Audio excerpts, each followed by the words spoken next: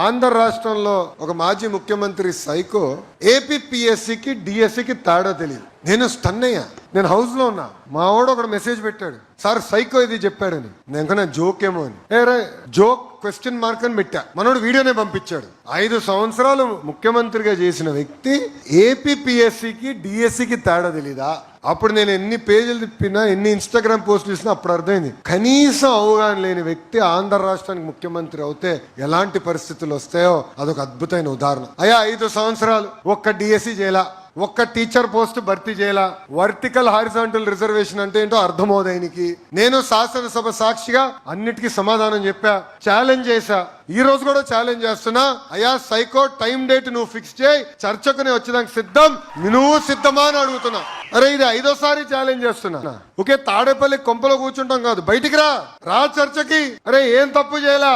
16,000 పోస్టులు ఇచ్చాం, మీరు కోర్టుకు వెళ్ళారు, కేసులు వేశారు. కోర్టు ఎక్కడ మమ్మల్ని తప్పట్ల, ఏకంగా నోటిఫికేషన్ ఇచ్చి ఎగ్జామ్ ముందల 150 కేసులు వేశారు. ఎక్కడ నోటిఫికేషన్ ఆగల. 16,000 మంది టీచర్లకు ఇచ్చాం. ఈరోజు శాసనసభ్యులు వెళ్ళి ఒక్కొక్క టీచర్ కలుస్తుంటే ఎంత స్టోరీ. దైనమైన పరిస్థితి నుంచి వచ్చిన వారు చాలా కష్టపడ్డారు. 5 సంవత్సరాలు ఒక్క టీచర్ పోస్ట్ రాలేదే అని బాధ.